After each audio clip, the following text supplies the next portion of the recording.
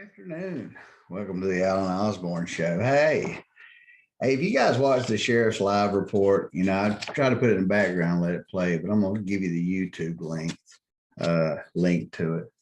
But there's some pretty interesting stuff. And the things I'm going to address, if you want to go to the YouTube link, it'll be posted with this.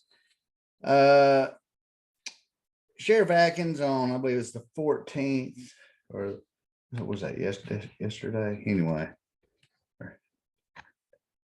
He did his live address to answer questions. So asking about the hiring of major, if you haven't seen the episode, you got to, of the Walton County Sheriff Michael Atkins' live asking questions. So asking about his latest hire to run the jail, Major Corey Godwin.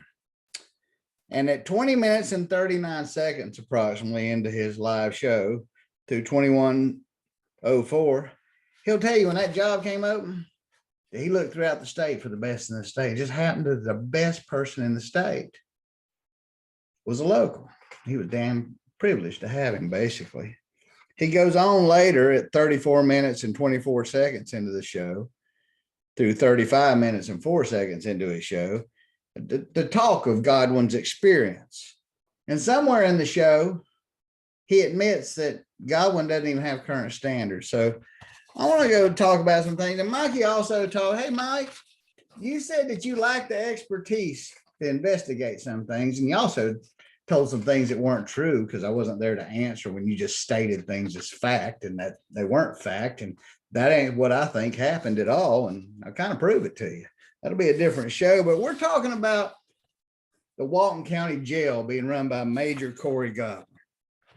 Now, just who is Major Corey Godwin? Major. I have a hard time calling you Major, Corey, because most people who wear the rank of Major, one, are sworn officers or they've earned it somewhere in the military world or some organization. But Corey's a Major. Let's talk about Corey's qualification. Mike said he was one of the best in the states, but I've obtained Corey's training records. Corey first started training in 1988, and his last law enforcement training in corrections, the end date on it was November 18th of 1991. That was the last law enforcement training in his records that I've obtained from the Florida Department of Law Enforcement. So if he's got other ones, then they're being maintained by some agency that's not reporting, which you're not supposed to have. It shows no type of higher education. He did become an instructor at some point, but he basically was a jail guard, it looks like, from 88 to 93. And then he taught at a school as a platform instructor in 96 to 2000. And those were full-time positions, Mike. I know you had a hard time, but you didn't advertise a job. So there was no HR, no background check, and he's not a law enforcement officer. And then his employment changed from full-time to auxiliary for the Department of Corrections. Mike, was that where you were talking about he was an associate warden? Was he an auxiliary associate warden? Because he didn't say he was full-time. And said he voluntarily separated, not involving misconduct. Well, that's good because I think he'd have to, because according to this, the last two courses he registered for, weapons of mass destruction and incident command systems, like being in charge, he didn't complete. That's what it says. His instructor's certificate is inactive. His corrections certificate is inactive. It says he's never had a law enforcement qualification in here. Okay. He had a corrections certificate at one time in 1988. It says it's mandatory retirement or completion date or retention completion date. I guess that's to complete again would have been back in 2000. But Mike, let's just talk about this. Corey's one of your best friends. Just like you said, you didn't have to advertise it and you didn't. But I'm going to tell you a little bit more about Corey. And Mike, if you had gone through the HR process, because like you said, you didn't have to. But I think, and then you seem to be wondering, when we asked you about Corey's standards, when you said, I don't think he has to be current. Well, guess what, Mike? What's strange is whether it was at the county or at the sheriff's department, at least over the last 30 years that I remember, That job running the jail has always been a sworn law enforcement job, Mike.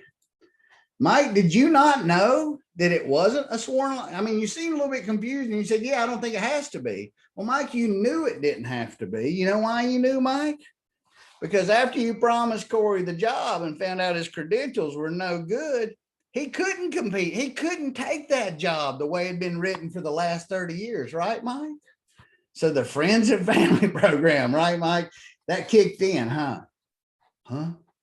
Yeah, friends and family. Mike, didn't you run a small ad in the Defuniak Herald? And you changed the jail director's requirements to a non-sworn, non-enforcement civilian position, non-law enforcement. Why, Mike? Because you need to hire Corey, right? And you couldn't hire him for the job that everybody else had to do there. Think about that. The guy running the jail is not qualified in corrections. I mean, that means usually you're a politician like you, Mike, because you don't have to have any standards because we elected you. We didn't elect Corey. You just gave him the job. Is that your version of equal opportunity? If the opportunity ain't equal enough for Corey, you'll change the job description there. Boy, you have been spending too much time at the donut, if that's how you understand enforcement. But, you know, had you gone through the HR process and had you had an HR section do a background investigation or qualifications, you'd have found that he wasn't qualified at crap. So now you bring him on board and you make him a major. So everybody sees him walk around with a badge calling him major. And this thing says that it's not a sworn law enforcement position. So why are you calling him major? Why is he walking around in a cop uniform? Mike, this is a major's rank. I earned it. I obtained qualifications. I kept my currency. I did all the things required to obtain this rank. Nobody gave me any free passes and nobody rewrote the jobs. I met the standards, Mike. Do you know what that means? Anyway, let me tell you a little bit more about Corey. What a fine, you were right. He's a fine man. I don't know if we could get anybody better to supervise the jail than this guy. Because you know what he was doing, like I said, I've got his records here. It didn't, I think even his auxiliary position, if it doesn't mean that, I apologize. It says AUX instead of FT for full time. If we can explain that, Mike, that's fine. But it looks like he quit doing that kind of stuff in 2005. So he really actually worked in the jail for about 5 years. And then he was a platform classroom instructor. I don't think he's ever arrested anybody. You don't arrest people when you're in corrections, you watch them, right? Because they've already been convicted. So he doesn't have any law enforcement, but look at the enforcement. Let me tell you, had you run a background check on Corey, you would find that mostly, I think around since 2005, 2006, Corey was sitting as a deputy tax collector working in the Walton County Tax Collector's office. And it just so happens he supervised some people. And one of those people he supervised was a young lady named Jessica.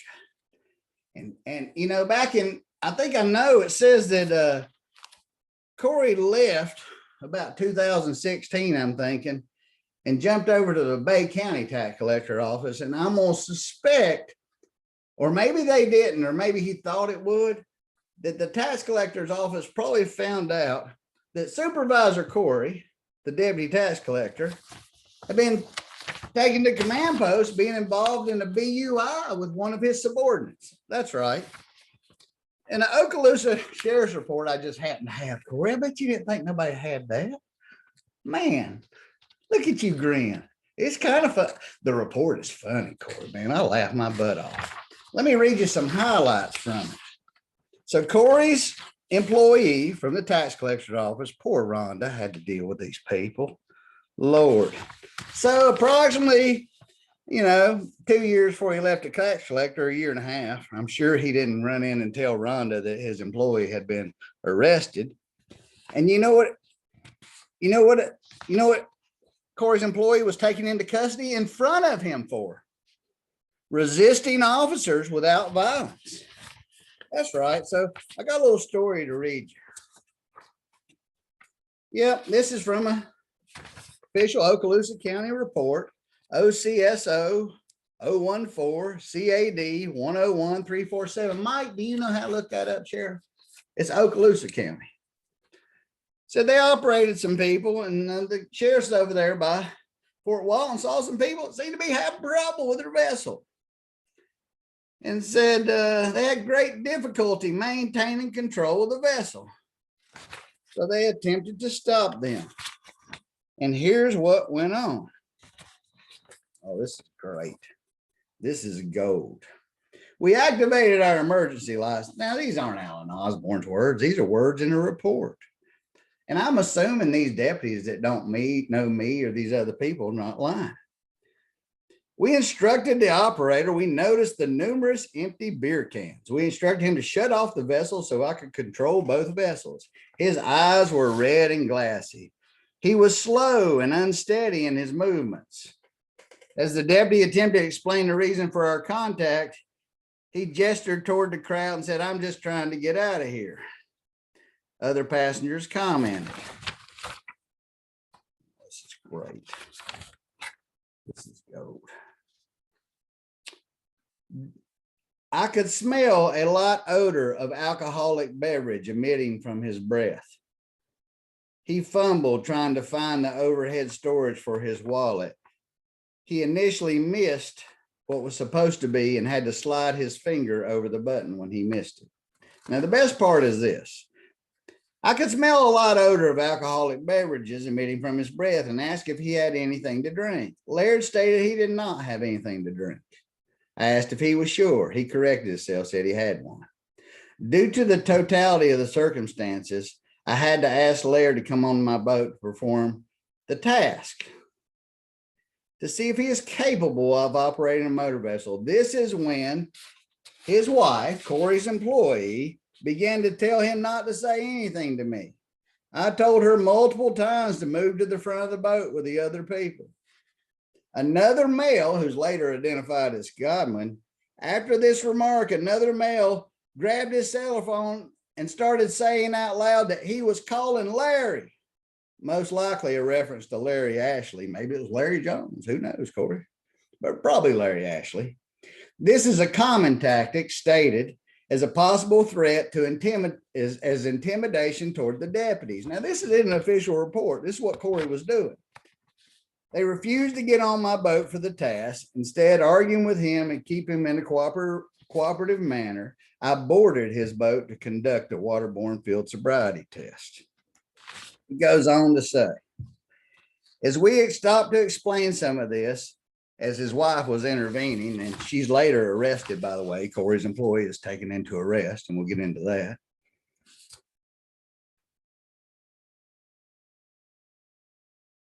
Several of the passengers, they all seem to be impaired.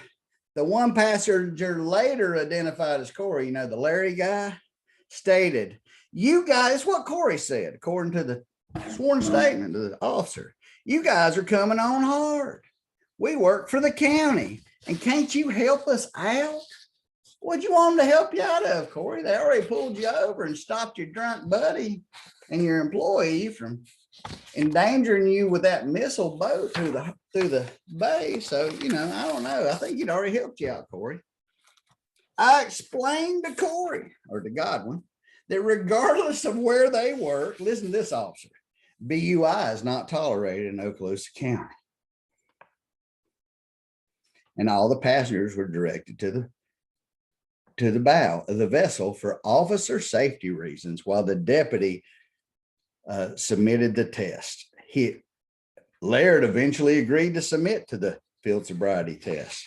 On several occasions, Laird looked around Culberson, yelling to Godwin, asking him to get a hold of Mike Atkinson. See, Mike, they were thinking about you. They all wanted to talk to you, Mike, and they told the deputy and the lieutenants. There were 2 senior officers at this stop in Okaloosa. There's many witnesses to what happened. And they said, telling Corey Godwin, get a hold of Mike Atkinson and have Mike straighten this out. It says right here, Michael Atkinson is the sheriff of Wilkes County. On at least 3 occasions, Corey's employee in front of him interfered with the investigation. Deputy Owens placed her under arrest for resisting an officer and obstructing justice. I'm not going to keep going through here, but this is the best part. So they haul all their butts to jail. Mikey, this is the guy running your jail. He's a good jail candidate because they take him to the command post jail for Billy Bowlegs. And once at the command post for the 3rd time, first time he yells, he's going to call Larry Ashley. The 2nd time, he tells them they're coming on strong, and his buddy saying, call Mike Atkinson. Here's the 3rd incident that Mr. Godwin has it. Boy, you're right, Mike. He was the best in the state. He was the best non-sworn 16-year uncurrent corrections and law officer that was available in the state. He was the best there was, I'm sure. You're welcome, Chaz. Once at the command post area, Godwin approached me. So this is his 3rd time, asking if we could talk. So he's talking to the lieutenant. He's pulled him aside. He apologized for everyone's actions, stating they were just trying to get out of there, and he understand that we were doing our jobs. He stated that they had been sleeping on the boat for 2 hours prior to them attempting to leave, so they knew they were hammered. If you were sleeping on the boat in the middle of a bow legs, you know you're hammered. He explained that things got out of control and they just wanted to get away. He explained that he was the deputy chief tax collector for Walton County and had worked 18 years in law enforcement. No, you hadn't, Corey. Come on now. You and Mike can't count. Best I can come up with 15 or 16. Mike says 20. You say 18 here. You were working in the tax collector. Anyway, he asked, this is what Corey asked the lieutenant. He asked that we extend some professional courtesy to Laird and release her from her arrest. So this is who's running the jail. This is a man who thinks it's a professional courtesy to unarrest somebody if they're related to law enforcement. Okay, Mike, that's your first segment. I hope you can explain to the people, because I want to ask you good people out there that got more common sense than they think we have. Let me ask you something. This guy says you don't need a sworn law enforcement running your jail, which means he's just a civilian, but he's wearing major's rank. That's like lipstick on a pig or the sheriff's badge on this guy. But would you want, is that your HR practice? Is that your equal opportunity? Sounds like the jobs Alfred did for Sydney. Let's rewrite a job that doesn't require a lawyer forever to require one because she needs a job. That's how Walton County Friends, Family, and DNA Job Opportunities Program works. See Larry Jones or the sheriff for details. Anyway, let me ask you something, people. He modified a job. Listen, would you want a doctor without a license? How about a pilot who's not FAA qualified? Want some uncertified car airbags? How about uninspected restaurants? Look, the jail's not an elected position. It's for sworn law enforcement officers and corrections professionals. Corey Godwin's is neither one of them. He's just a guy that needs a job that didn't want to drive to Bay County. And this guy and his buddy Mikey helped him out.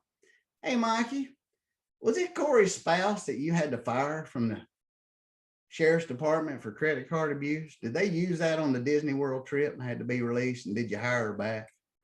These are questions inquiring minds want to know. So until next time on the Alan Osborne Show, hey, Mike, try not to have those one-sided question and answers. Call me live and we'll have a discussion, or better yet, come on the Alan Osborne Show and let's see what the truth is. Join us next time. You hear? Y'all come back now. I look forward to it.